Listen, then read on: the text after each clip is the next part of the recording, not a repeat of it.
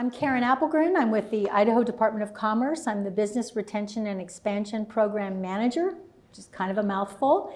Basically what it means is that my team and I work with companies of all kinds of sizes, different industries all around the state, trying to see how we can help them to be successful, whether that's helping them with access to capital, manufacturing sourcing, workforce needs, you name it, and we're probably helping to do that. So without further ado, I'd like to get started here. And our plan is we have some questions and that Roc will answer, and then toward the end, we'll have a time for you to ask your questions, and we welcome those. Well, good morning. Good morning. I think we're sharing the mic, okay. So that's the story. Yeah. You became an entrepreneur at age 19 when you founded Gymreapers. That takes a lot of courage to become an entrepreneur at any time, and there are maybe safer career paths to follow. Can you tell me a little bit about why you chose entrepreneurship and how you got into this field? Sure. Yeah, I mean, it's viewed as having a lot of courage, but I was kind of living in a trailer park, and we didn't have any money to go to school, so there wasn't much of another option. So I couldn't afford to go to school. I went for a year, and then the FAFSA grant didn't work out because I was still working at bodybuilding.com a little bit. But in my spare time, I would research business and real estate and things like that. And so e-commerce and social media was kind of picking up around like 2012, 2013, 2014. And I started the Gymreapers Instagram account and just started following people, making just random posts about like motivational stuff, and started screen printing t-shirts, and that kind of kicked it off to try and find like a path to make money online. It wasn't like a grand plan to get to where we're at today. So tell me about your first sale, because that's always an exciting moment and one that you're working toward. Yeah, so I had my tattoo artist render like a skull on this famous bodybuilder's physique, and I just screen printed a bunch of shirts, paid way too much for the shirts, and then had the website that I built with Shopify, paid like $30 a month or $10 a month at the time. Had my Instagram followers, I think we had like 6,000 followers, and I made a post that we had those shirts live, and I think I got like 3 or 4 sales, but like 3 were international, so I had to refund them because I didn't know how to ship internationally. So I made like $30, but I remember sending that to my roommate, and I was like, dude, this is insane. I made money online. And then just kind of fumbled because that was 2014, basically for the next 2 years until we made equipment. So tell me a little bit about your target market and your brand and how you create a following and position your company. So the brand, I grew up working out, and I loved weightlifting and powerlifting, and I just liked the more hardcore brands. So Gymreapers was kind of my version of trying to follow something along that track. And I would say like my target demographic was me when I started, because all the equipment and the brands were kind of like more softer, or they didn't really have a cool brand. Like Harbinger is one of our competitors, and I don't even know what Harbinger means. There's not much of a brand behind it. And there's a lot of companies like that are older, or they're guys' last names, like Inzer or Vallejo. So Gymreapers had something more beyond just somebody's last name. And what was the rest of that question? Like how do I your target market, your branding, and how do you create the audience? So with Gymreapers, like the way I created the audience initially was I would follow people on Instagram that were following brands that I liked, and then they would start to see the posts that I was making, even though we didn't have a huge product line. That started to build like the initial like first 5 to 20,000 followers. And then when I pivoted into equipment, it was more about putting our products in front of the audience, not necessarily having to create the audience. And that's where like putting our products on like Amazon came in, because they just had all the traffic there. So you sell on Amazon and through your own website? Yes. And tell me, how do you decide what products to bring to market? And how do you analyze which ones you should continue selling and others that shouldn't be center stage? Sure. So I think there's two ways that we look at that. The first way, which is the money-making way, is just looking at what everyone else is selling on Amazon and seeing if your brand can compete on there. That's probably more of a short-sighted way. If you're trying to build a brand, trying to build a product line to a customer avatar, meaning if somebody's going to be powerlifting, they're going to need a belt, knee sleeves, and wrist wraps. So that just instantly tells you you need to make those 3 products. But there's tools now, like there's just software tools like Helium 10 that you can go and figure out how much revenue a product makes on Amazon, and it'll kind of guide you. If you can figure out how to compete with those brands, you can compete and get in front of them. One of the challenges of being a company that provides products is sourcing, manufacturing, and all of those things. Can you tell us a little bit about what you learned in that part of your business? Sure. So the way I figured out how to source was I was on a forum, and this dude had wrote a book on how to import from China. The book wasn't necessarily accurate. His name's Walter Hay. He has that book online. It's like $99. But he gives you good ways to figure out if the factory won't scam you. And so I read that book, and then I went on Alibaba, which he doesn't recommend. And I just sorted by like supplier, and then I found like a couple and started going back and forth with them on Skype, which is still what we do today to communicate with our vendors. And you sample and build the relationship over time with these people in wherever they are in the world, Bangladesh, China, Vietnam. And after that initial sample, we'll test the quality. And because I was in the culture of weightlifting and I knew equipment, I could tell if it was good quality or not. And if the product's good, I think the first time I ordered knee sleeves in 2016 was I spent $5,000 on 500 knee sleeves, and they turned out great relatively, and we launched them on Amazon, and it took off from there. So that brings up a good point. Capital. It takes money to make money, is the saying. Can you tell us a little bit about how you've been able to fund your business from the startup stage to the explosive growth? And by the way, if all of you don't know, Gymreapers has made the Inc. 5000 fastest growing companies list twice. Yeah, so when I started, I was working at bodybuilding.com in customer service, and I'd saved up about five grand, which was the $5,000 on the knee sleeves. Got the product in, and we launched them on Amazon, and Amazon doesn't pay you out fast enough. So, and I went to Zion's bank, and they wouldn't give me a loan because I didn't have a history. Which was that guy. Wouldn't give me a loan at the time. Yeah. And so I went to my dad. He gave me another $5,000 for 12% interest because he didn't want me to have a handout. But that floated me because you don't want to run out on Amazon. Like, you'll lose all your momentum. And then I had been working, so I ended up working for another guy, and I just kept that job for like 4 or 5 years and kept pumping the money back into the company the entire time. So we're fully self-funded just off the cash flow. So having enough margin in the product allows us to reinvest into diversifying the product line, and it's all been off pure cash flow.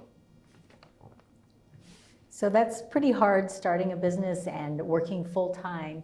And it took you 4 years, you said, until you quit that other job. How did you know it was time to go full time? I mean, it's a little scary, isn't it?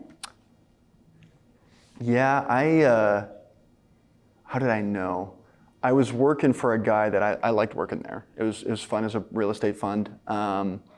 And they had actually helped mentor me on business and taught me a ton about how to make my product line work. So I didn't mind. I think that's part of the job. Like, if I hated my job, I probably would have left sooner. But I had done $1 million in revenue in a year before ever even leaving my job. And they were only paying me like $50K a year. So it's not like I was golden. Like, if I'm making $200K a year, it's probably a lot harder to leave the job too. And my expenses were super low. I never had huge payments or deterrents that would leave me in worrying. So I guess the answer to that is just build your revenue enough to the point where you're willing to take a jump. And I was always probably capable of going back and working. I think people have an irrational fear about, like, there's always another job, and it might not be as good as the last one, but you can always go back. But those opportunities of being able to, I left, and then like literally like 6 months later, COVID happened, and that blew us up. So if I was still in the job, like, would I have been able to capture all that opportunity? Probably not. So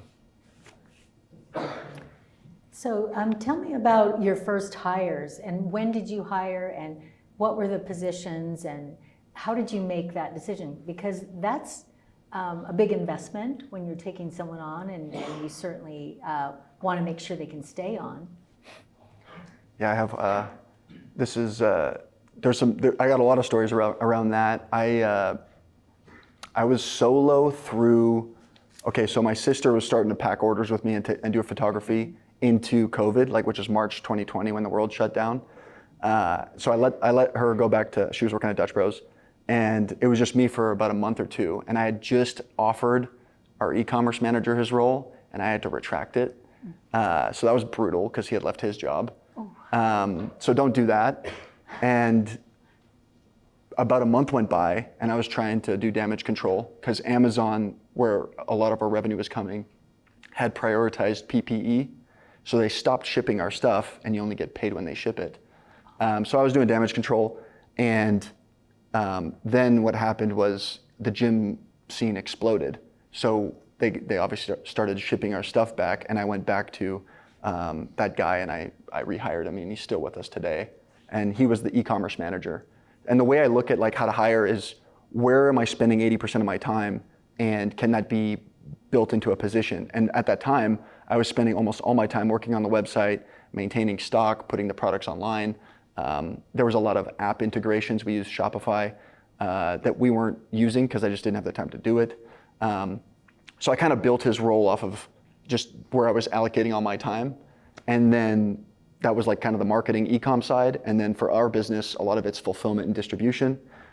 So I hired our operations manager, and he came in and we implemented ERP, which is basically the brain of our company. You hear companies like NetSuite and Brightpearl, because in an inventory-based business, one of the biggest issues is running out of stock. And people miscalculate that if you don't have it, you literally can't sell it. And so our first project was implementing our ERP called Brightpearl. That came with a warehouse management system, so we stopped. All the inventory was being tracked in my head. So it was he had to dissect it out of my head. And once he knew where all the orders were, because I would just order something on air shipping, so expenses are high. Once we knew where everything was at, we stopped running out of stock. And with those two guys, we were really starting to scale, because I was able to then work on more products, work on finding the next person. And I think the next few people were some warehouse staff and customer service staff. And that was probably around, we were around 5 or 7 people. And then I brought Kalina back into the business, which was my sister, and she started doing a lot of product development and creative stuff. So tell me, how do you, you said a lot of it had been in your head, and now you have staff and they're looking at things, and so you're able to work on the business. Some of you may have read the book, The E-Myth, or The E-Myth Revisited, that talks a lot about, as an entrepreneur, you can't always be doing every daily task. You have to be able to delegate that, and so you can work at a higher level, really seeing where you want your brand to go and making those higher level decisions. Speaking about making decisions, what are some of the key performance indicators or metrics that you track to make sure that you're hitting the goals that you've set for yourself? Or let's even talk about how you set goals, because I know you're really ambitious, and clearly you are able to really succeed. Yeah, in terms of metrics that we track, and this is probably more e-commerce specific, I kind of look at the levers of what makes the business tick. So on the, customer acquisition, making sure that we're getting sales in the door, which would pertain to marketing spend. So Facebook ads, Google ads, however we're running spend, which is one of our biggest variable expenses, tracking the return on the ad spend, tracking the efficiency and frequency of our ads. Because if your ads are getting seen by so many people, eventually that ad burns those people out, so you got to get more ads. From a operations perspective, like how much inventory do we have on hand? How fast are we turning the inventory? Because if you have dead inventory, you're just tying up your cash in the business and you're not being able to turn it. From a cash flow, like we run a 13-week cash flow cycle. So like I can constantly see how much cash we're generating in the business, meaning a lot of companies can't scale because they get stuck dumping their cash in inventory, turning their inventory way too slow, which completely slows down how fast you can operate. And it's just like a self-fulfilling spiral. How we do that, I'll negotiate with my suppliers and tell them I'll pay you once I get the product and sell it, which creates like a negative cash conversion cycle. Meaning like I didn't even pay for the inventory. I got it, I sold it, I profited on it, and then I'll wire you the money. That takes time to build that relationship, but it's kind of a cheat code because then I'm not dumping 100K in a PO. I just get that inventory and I'm able to sell it. Make sense? So that frees up cash. Having credit cards that you can run out on longer terms frees up cash. And cash is kind of like king in terms of making sure that I guess your business can scale and operate. So that's a huge KPI and revenue metric that we're following. That's ops, that's marketing, that's cash and finance. And then just like probably monitoring fixed expenses and making sure we don't get out of whack in terms of, and which when you start, you're the only fixed expense and your sweat equity can be what you invest in the business. But when you start to get overhead in terms of like space or people or software subscriptions, you don't want to get out of whack and get too heavy, which is what's happened over the last 2 years. All these businesses are having to do layoffs or they're having to backpedal because they're projecting X amount of growth and they're building their overhead to hit that growth and they're not hitting the growth, or they're too heavy on inventory and they're not able to turn it. And I'm just always watching those things. So you have a lot of good financial sense here, and did you have a mentor that maybe helped you with this? Because you said you didn't have a chance to really get a lot of formal education. Yeah, I did go back to BSU like 7 years later, and I clept out of all those classes, so I did get my degree, but it didn't really do anything. So I don't know if probably shouldn't say that. Yeah, I had a mentor. His name's AJ. He owned him and his dad and his brother-in-law were running. It's Keylock Storage. It's local. They do self-storage facilities, so they'll acquire them in like mom and pop facilities and reposition them. And I met him at a real estate meetup when I was 20, and we kind of just hit it off. And he would just teach me about like P&Ls, profit and loss statements, margins. He would explain like when I was selling the t-shirts, I didn't have enough margin to turn a profit. Like I was making the shirt for $10 and selling it for 20. And in that $10 gross margin, I was losing it to all the other expenses that come with business. So learning about margins and kind of having Gymreapers to tinker with, he kind of helped mold a lot of those, I guess, belief systems and structures to operate out of. And they were always super conservative about how to handle cash, how to invest in the business, and those principles I kind of just carry. So I'm constantly reinvesting back in the business. We don't really pull cash out. And everything kind of has a purpose. It needs to have a purpose. When you start to get too loose on like what you're doing, that's when cracks start to show and you start to, I guess, decline. What are some other advisors that you have found helpful as you're growing your business? Like people? Yeah, like CPAs or CPAs. if they're good. Yeah. If that's what you need. Other advisors. I think for me specifically, since there's not a lot of e-commerce like resources, podcasts, being in like the best thing that happened to me was I was on this forum that there's a book called The Millionaire Fastlane, and I was on that forum and I ended up going to a meetup, and there was like 3 or 4 guys there, that had built like 7+ figure businesses. And they would just I became friends with them, and they would just kind of tell me, don't do this, do that. And so they kind of helped mold and guide me when I was making no money. So like having somebody peripherally that had done it, that I could bounce the idea off of, that helped a ton.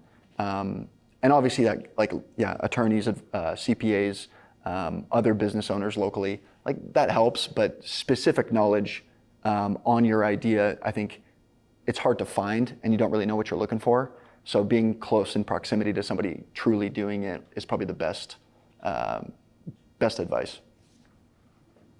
You've mentioned throughout this talk that about real estate, that you were interested in it. You've taken, tried to learn as much as you can about it, and now you're moving into a bigger space with your company, right? Can you tell us a little bit about your experience with real estate and how that's another part of your life? Yeah, the reason I liked real estate is I read Rich Dad Poor Dad when I was like 19, and that book, it kind of just ingrained in me like, it would be good to have cash flowing assets. And I didn't expect Gymreapers to grow like it has. So my default plan was I'll just work a good job somewhere I like, and I'll just continue to invest any money I save. So I bought a duplex and lived in one side when I was 20, and have consistently just continued to buy more and more properties. And that kind of evolved into the last building we were leasing, just buying out that building so that we could operate the company out of it. And the newest building we just moved into in Nampa that we're renovating to be our headquarters, using the SBA and working with the SBA to buy that building. I think just stacking that knowledge and working with AJ, obviously like seeing how the self-storage business worked gave me an education in real estate. And it's just kind of the same thing if it's a warehouse or a house. And it's good diversification, because if something does go wrong in the e-commerce side, or if there is an opportunity in real estate, they kind of merge pretty well together. And I can get into like details around like how depreciation can offset your income in the business. There's a lot of advantages of tying the two together. And it's not fun to pay somebody a lease on a 50,000 foot space. So it's much better to pay that lease to yourself. So at the end of the day, that's kind of the strategy. Well, I bet that's something that a lot of you didn't know about, because you think about the e-commerce side, but maybe didn't know about the real estate side. One of the awards that you've received recently was EY, also known as Ernst & Young, which is a top public accounting firm in the US, recently honored you with the Entrepreneur of the Year Award for 2022 for the Mountain West Division. And that's, to get that kind of kudos from such a prestigious firm is really impressive. So your products are to help people to stay physically fit, but you are really concerned about being financially fit. Are there some tips, other than the metrics that you're watching, about how entrepreneurs can start off in the right manner? Bookkeeping is not always that exciting, and some entrepreneurs I meet kind of push that off to the side. It's not their favorite thing. So how can you help entrepreneurs here that might be starting out to start off on the right foot? Yeah, that's a good question. I'll run through a list. I think keeping your job, even beyond the point of when the business replaces your income, so you can continue to reinvest. And I think it depends on the business. But in an e-commerce inventory-based business, you're going to need a lot of inventory. And unless you want to take an investor or take out debt, the way you fuel that is by reinvesting back in and just keeping your living expenses as low as possible. That system, so I was living in the duplex, I wasn't paying rent. I had the other side paying rent and my roommate paying rent. So all the money I was producing was just going into saving for the next product. And you kind of build this flywheel to continue to expand your product line, get more diversification. There were brands that started in 2016, but they stayed in one product lane, and then that product lane gets super competitive or expensive, and their business starts to cripple. And my thing was always just making the next product and getting into a new category.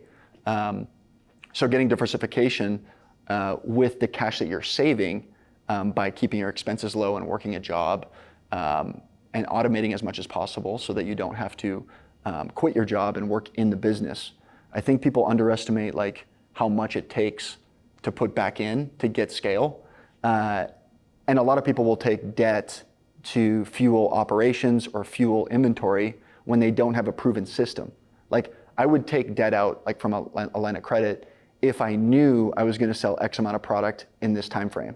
But if I can't measure how fast I'll sell something, I'm not going to take debt out to fuel that, because that debt could cripple me while I'm trying to get ahead.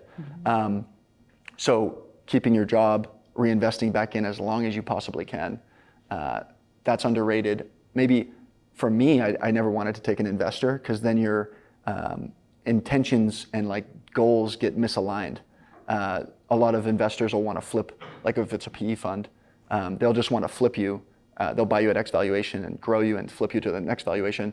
And my intention has never been to, sell or do anything like that. So I think keeping the job, it's for a bigger picture, keeping the job, reinvesting back in.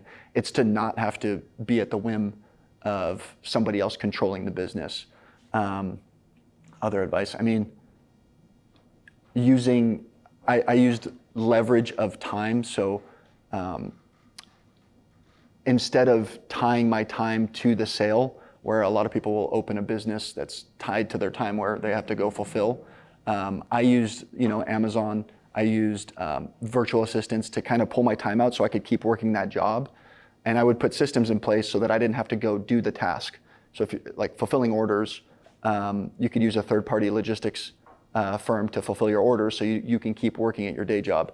There's ways to buy back your time and create leverage so that you're not tied to the task. Does that make sense? Absolutely. What else? Well, we'll have questions in a little bit. And what are some mistakes or missteps that you encountered? You did say the one where you hired the person and then you had to rescind the offer, but are there some other mistakes that you can maybe help the audience to avoid as you think through your growth of this company? Yeah, I think the mistake my roommate made because he was selling coffee, that's kind of how I got into selling online too. A mistake he made and a mistake that I kind of made at the beginning was not having margin in my product. So people don't realize that, and we didn't realize it until you run a profit loss statement. If you don't have enough margin in what you're selling, you can keep selling it and it'll look like you're making money. But if there's not a good gross margin, you have no capital in terms of a net to reinvest into the next thing. So you're kind of running on a treadmill. I think he was selling coffee for like $25, but he was making it for like 10. And there just wasn't enough to turn there because there's so many expenses that you're not thinking when you're like, oh, I made $15. But there's processing fees, there's shipping fees, there's refunds, there's all these things that kind of come in, and it's death by a thousand cuts. If I knew what I knew today, I would look at products and try to generate like an 80% gross margin in whatever I'm selling. And if it didn't hit that, I probably wouldn't sell it. I kind of did that with Gymreapers. We had the knee sleeves out and I had launched chalk. And knee sleeves sell for $40, $50. Chalk sells for $7. And I was spending all this money on chalk to sell it, but the chalk wasn't producing any income. It was making sales, but there was no net profit behind it. So I did that a bunch of times before I clicked, and I was like, oh, I need to start to have margin in these products. I think that's like the biggest deterrent. And then having a repeatable, paid, scalable acquisition strategy. So posting on Instagram like I was doing when I started, it didn't work. Like I couldn't reach enough customers. And most people that run an e-commerce business and it's stuck, whether it's, what I mean by stuck is it's not scaling at the rate that they want it to scale, is they have no paid mechanism to acquire customers faster. So if you're spending $10,000 a month on Facebook ads and you know that 10,000 will produce 20,000, you have a paid scalable model. Posting on Instagram 3 times a day has no guarantee. for 2014 through 2016, I never had a paid scalable model, and we never made any money.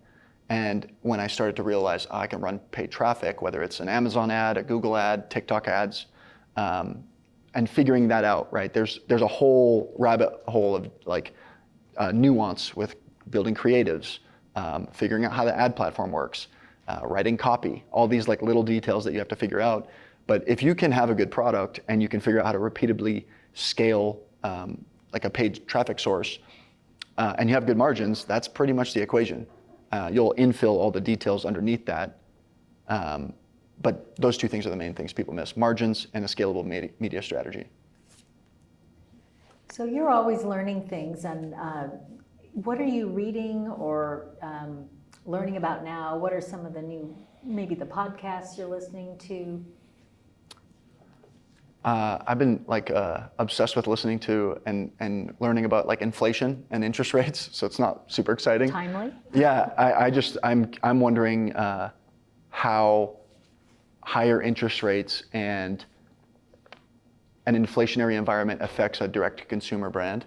Like, because I'm not exposed. I've never been exposed to. Like we'll have like 3,000 customers today purchase from us. And so I think I'm diversified across multiple channels, and that's every day. But what happens when interest rates are 10% and people are feeling that pressure and they're not looking to spend money on a $100 belt or something like that? I have no idea how that will play out. When I talked to guys from bodybuilding.com in 2008, they just didn't even notice a recession because people would go work out and it wasn't an issue. But it's starting to happen where companies that had debt on their business, like I had a call this morning, they're starting to go bankrupt, or they're starting to look to go through a bankruptcy proceeding because their debt's gotten so expensive and their cash flow's starting to suffer, or there's a supply chain issue that's affecting the business. There's so many variables that affect you when you're at scale. I think when you start, there's so much market to capture, it's not an issue. But when you start to have you're kind of just a bigger business, those risks come into play. And then I'm always listening to like just the newer marketing trends. So if there's a new, like we're trying to scale TikTok, so I'll dig into all the TikTok podcasts and try and learn as much about that paid media strategy.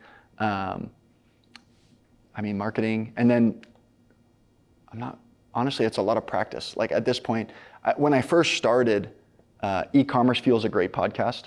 That has probably the most tangible e-commerce advice. And when I first started, I consumed way more podcasts. But at a certain point, it's just like you just got to start to apply. But probably those two things. What can we do better as a community or an entrepreneurship ecosystem to help companies start and grow? You mean as Boise? As Boise, or even greater Idaho, but particularly Boise.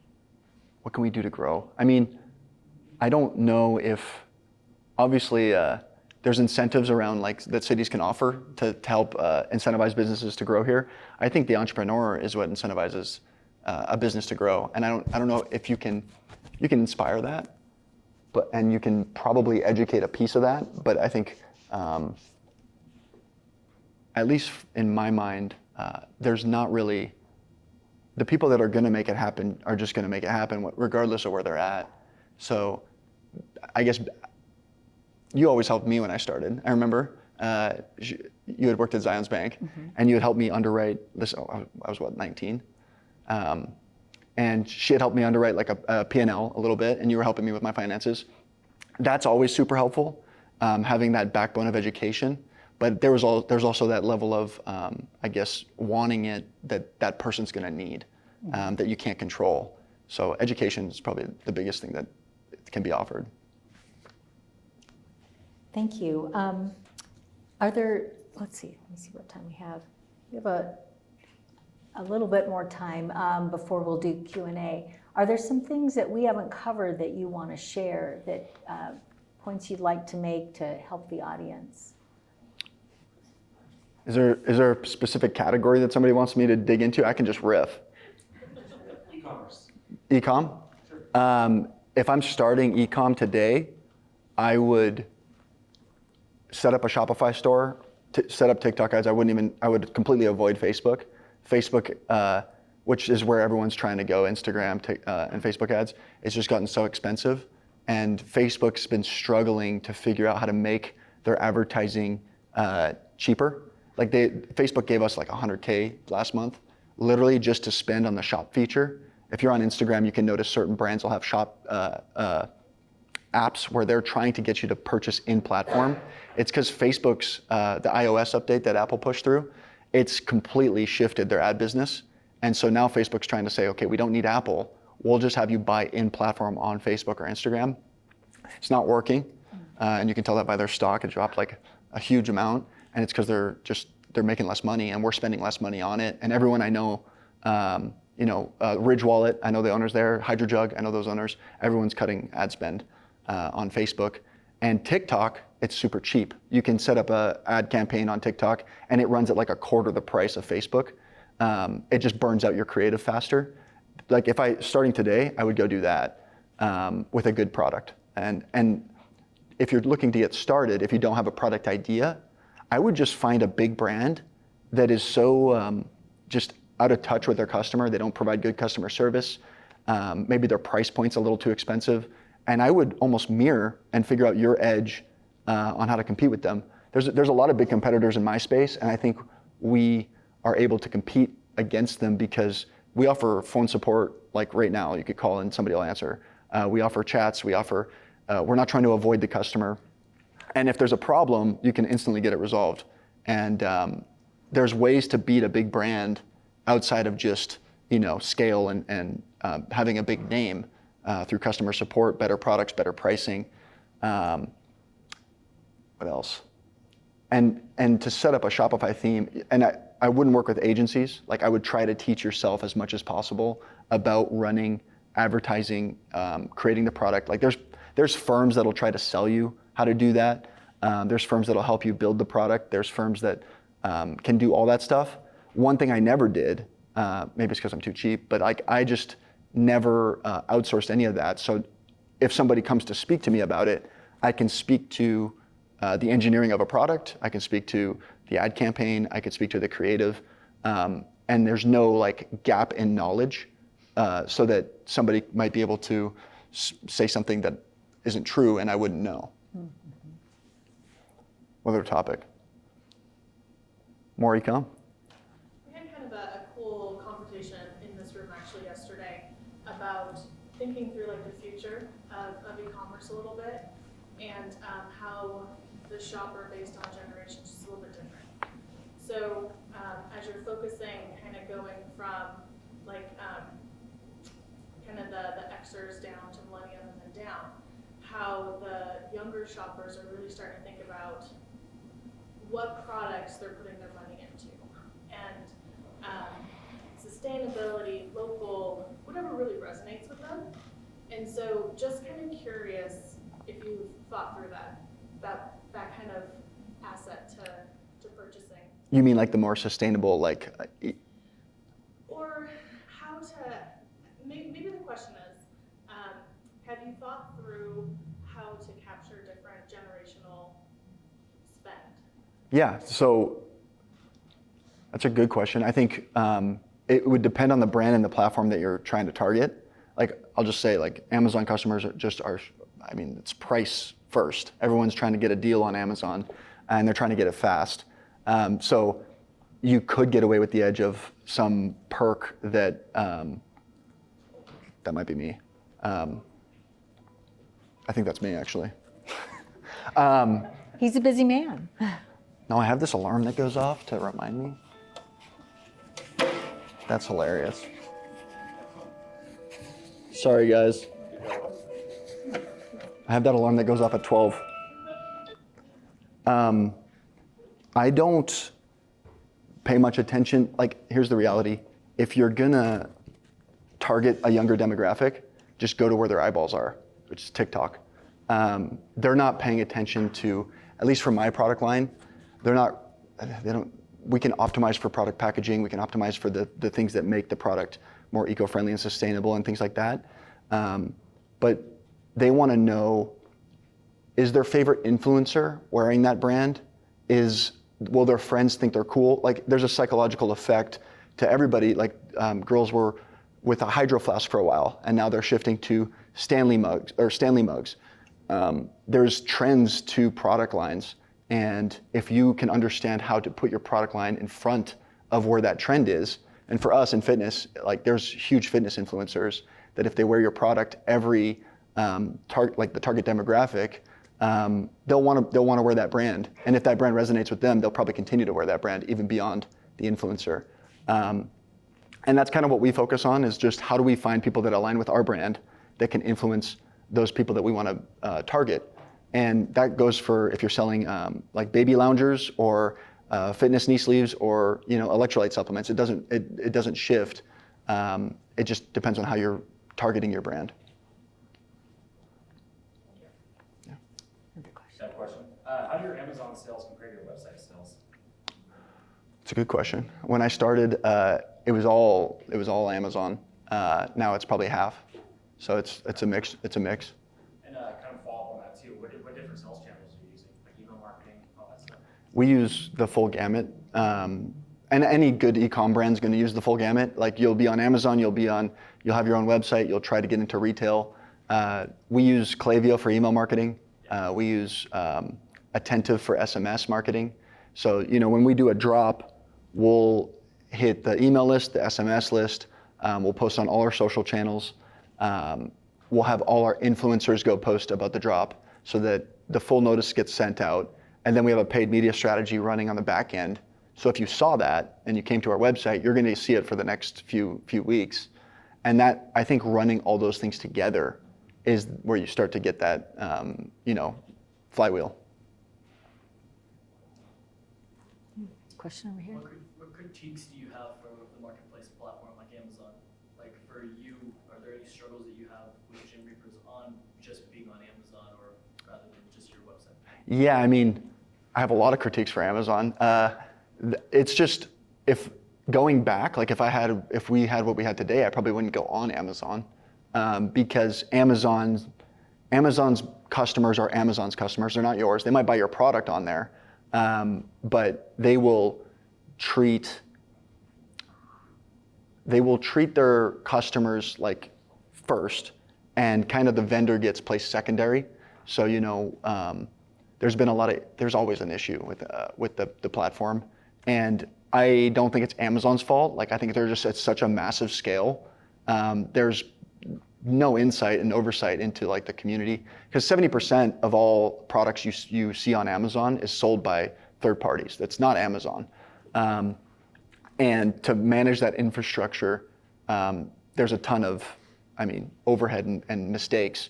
And then they also take a huge percentage of your sales. If you can hit volume when you're doing that, it's fine. But it's a necessary evil. I have a question. Yeah, sorry. Go ahead. Speaking of Amazon, are you guys doing anything to like build any branding on Amazon? Because I'm not in the past, like if I order supplements from Amazon, because it's really easy to forget like the brand names of the stuff that you buy from there. And sometimes, like if you get a supplement or something like that does pretty good with branding, they usually include like a card to try to refer people back to their website. So with something like a supplement, they'll say like, come enter your email address or info on our website, we'll send you a free bottle. And it's a way to try to get people to stop buying their stuff through Amazon and start buying through Amazon. Yeah, you got to be careful doing that, because it's against Amazon's terms of service to redirect a customer. Now, how do they know? I don't know if they would find out. We do have inserts, but it's more of like, here's how you use the product. So if you get some wrist wraps, like we'll have people that put them on wrong, and then they'll give us a bad review saying it doesn't work right. So we'll like detail how to use the product, and there's definitely branding on there. And you would hope that they would go search Instagram and find us. And one of the main things we do on Amazon is like, we don't put our whole product line on Amazon. I put certain products on there that I think are just Amazon. They're good for Amazon, but the main objective and target for us is to build a sustainable brand on our own website, so that I'm not at the whim of Amazon's mistakes. And sometimes there's no mistakes, but I just don't want to be at the whim of another business. You want to have control of it. And so in terms of branding, like all our products have packaging, or we're trying to get them all to be packaged. with Gymreapers branding, and there's always like some sort of tutorial on how to use a lot of our products, and just trying to get cohesive across the whole product line. Yeah. I had a question for you. So some brands who are always online e-commerce brands like Warby Parker, the eyeglasses, now have a flagship store because they want to make sure that there's a way for people to come in and experience the product. Is that anything that you're considering, and what do you think are the pros and cons of that? I think if you understand how to do stores properly, that's like the premium tier. Like if you look at Lululemon, I think they have like, I mean, it's like 500 stores, but those stores are all optimized per square foot, and they have it dialed into a science. So we would do that once our full catalog's built out, and once we can optimize for somebody walking in the store. They know what Gymreapers is. They know kind of what they're looking for, and probably target and figure out where to go in terms of a city. I don't know if Boise would be the right place. We'd probably be able to figure out where all our customers are and start there. But there's definitely like a strategy behind that. Like there's an Under Armour store over off Eagle, and I go in there sometimes just to walk around, but it's not really that full. Go over to Lululemon in the Village, and it's packed. So there's an art and a science to that, and we would just have to figure that out before we ever open something like that. Great. Any other questions out here? You mentioned you spent a lot of time recently like researching a stagflationary environment, how you might handle that. You said it was fine for bodybuilding.com. What steps are you taking to prepare for that? Yeah, if I guess the steps we take, like we'll run projections across, okay, if we have a 40% hit to revenue, what happens can our fixed expenses bear that? If Amazon completely shuts us down, what can we bear that? What products are, I guess, percentages of revenue to see if people stop buying this higher ticket product, what does that do to the rest of the product line? And that's why you got to get wide in your product line, at least for us.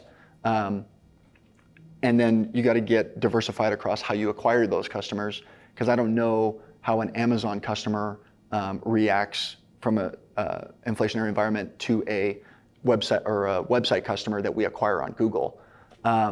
So running projections, obviously we keep a decent amount of inventory on hand, so that if something does happen, the cost that we buy our products for, we have good gross margins. And so if I have to lower prices to be able to compete, let's just say people are just spending less money and all my competitors are kind of still at that higher ticket and they can't really go down, at least we can lower our prices or run a specific. I don't like sales, and I don't want to be known as a sale brand, and you don't want to train your customers to just go buy only on sales. But in an instance that, there's less money to go around and people are kind of tightening up a little bit more, there's still ways to maneuver the business outside of what we're currently doing. And we'll just run numbers on that. Question. This is for you personally. So we met at bodybuilding.com. Yeah. Customer service in 2014, handing shirts over the cubicles, like just the printed, hey, $15, and we're like, what is it? Yeah. Going from that to who you are now, I've known you that long, you're the same dude, nothing's changed. What's kept you so grounded in terms of not being flashy, not caring about, because you could buy a lot of things if you truly wanted to. Yeah. Like, how do you stay out of the limelight? What keeps you really grounded? Like, you said you're pretty frugal, but like they say the more you make, the more you spend. So you can do a lot of things with your life and your time and your income. What keeps you the same Roc, like the same dude from, 6 to 8 years ago? Yeah, no, thanks, man. Yeah. So a lot of people will chase money, and then they'll go live a lifestyle that's built on the money, right? And that's fine. I just love building Gymreapers. Like, it's fun to me. I would rather keep the money in it so that we can do more stuff with it, and rather than it'd be sweet to have a huge house and super nice cars, but it's like instant. Like, you're happy, and then it completely is gone. Like a week later, you just get accustomed to that. And things just don't make you happy. It's like what you're doing. and who you're doing it with, right? Like I'd rather so that I'd rather build the team, have a better place to work. Like we're renovating the warehouse, it's gonna be sick, and continue to build the brand. And that's kind of like the same. I still thought that, like I thought that way in 2014.